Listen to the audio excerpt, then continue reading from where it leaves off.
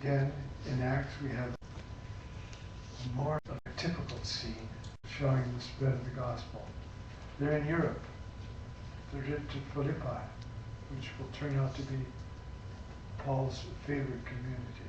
He has great love for the Philippians, even though they've given problems. There were Euodia and Syntyche, two leading women. They had gotten an argument over something. And one of the points of writing that letter was to say, you brethren, help them, get this together. And we'll be there one day when we read Philippians again.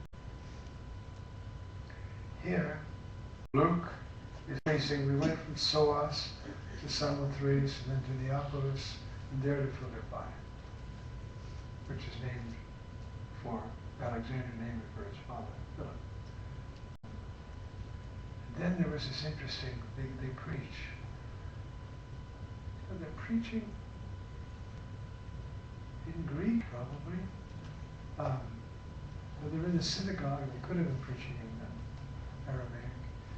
And there was a wealthy woman there. She ran this big business of trading in purple. And she was touched by the Lord. So she said, if you really believe that I become a Christian, then come stay with me. And she prevailed upon us. Now, how many times in the history of the church has that been? You see some very enterprising woman, maybe a widow, a real businesswoman. By the way, this explodes a lot of the total subjugation of women that the feminists used to push around. And here's an entrepreneur who owns her own home, has the perfect, and she's not from Philippi, she's from Thyatira, which means she's a traveling businesswoman. And she invites them in, and they go. Now they have a place to stay. Now they have a place to celebrate the liturgy. Now they have a place to invite people to hear Paul speak. It's the way the Lord provides for his apostles. In the text we have the second part of this prediction of the world's opposition. If you read chapters 15 and 16 in John, all of a sudden out of the middle of nowhere comes all these predictions, not out of the middle of nowhere, but like John has collected a whole bunch of sayings, which we find in the synoptics, about persecution. It first happens though that he says, see, when the advocate, the Paraclete, comes, whom I will send you from the Father. Says in Acts, remember how Peter in his speech says, and having been raised to the right hand of the Father, he received from him the promised Holy Spirit, and he poured him out, and that's what you see in here. So, I receive from the Father, and I pour him out. You see. And he will testify to me. And you also will testify.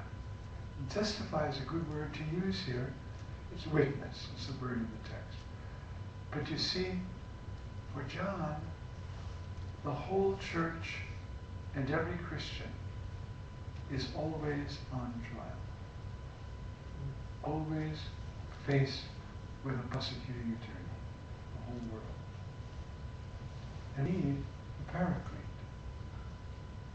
The paraclete is a very special function in Hellenistic culture. It's important to understand because his name in John is Paraclete. Paraclete was somebody involved in juridical altercation. And he acts as, so you're being persecuted, or on trial, or being sued, or being something. And a parakletos is somebody called to your side, parakalim. He counsels you on what to do. He encourages you. He strengthens you, consoles you. He can even intercede with the judge. Holy Spirit, because you see, for John, the church, every Christian is always on trial. And that's why their function is to be a witness. I don't care what you say. I know that Jesus is the living Son of God, and I'm here to witness to that. You see, so we have great examples. We have the man born blind, John 9. And they're telling him, this man can't be any good. I mean, he did this on the Sabbath. And he says, look, guys, I'm not a theologian. I can only tell you this. I was blind, and now I see. Now explain that for me. That's a witness. See, a witness knows what he's talking about. First-hand knowledge. If he doesn't have first-hand knowledge, he's not a witness. That's why in John's Gospel, we never see the word evangelize. It's always witness. Witness, witness. Which presupposes you know what you're talking about. You can't go out tell everybody about Jesus if you don't know him. That's why the Holy Spirit testifies, as Augustine points out so beautifully. Ille interius vos exterius.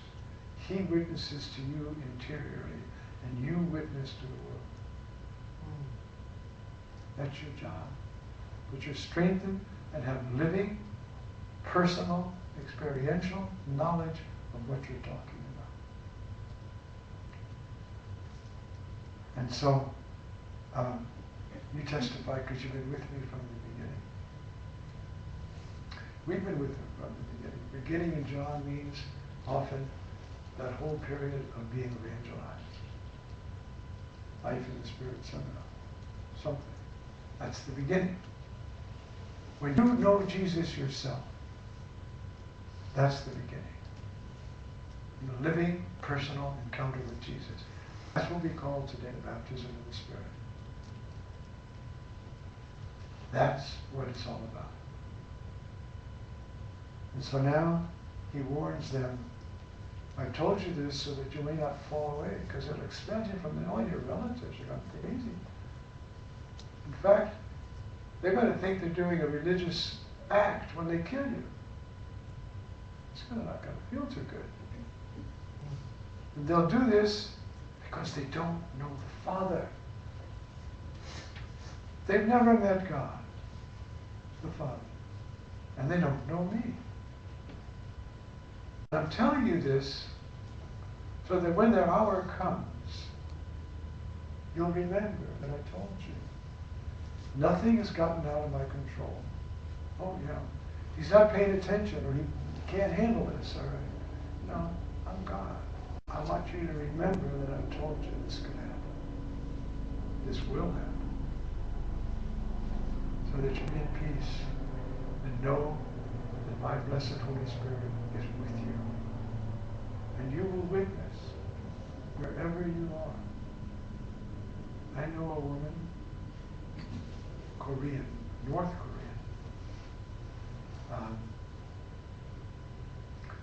As a young woman, she was one of the leaders in the Communist Party up there. And she made somebody jealous higher up, got her accused, and off she went to prison. Now, she had never heard about God, or thought it was, ridiculous. Now she's in prison, and a lot of Christians there. And this is a horrid place. They're working in a factory, steel factory.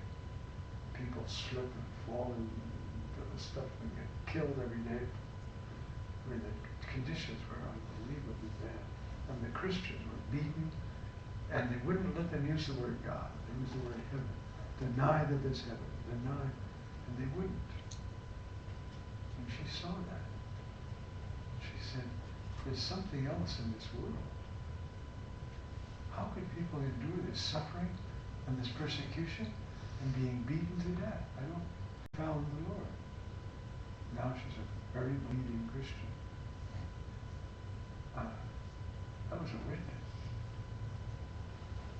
And now she's out of prison.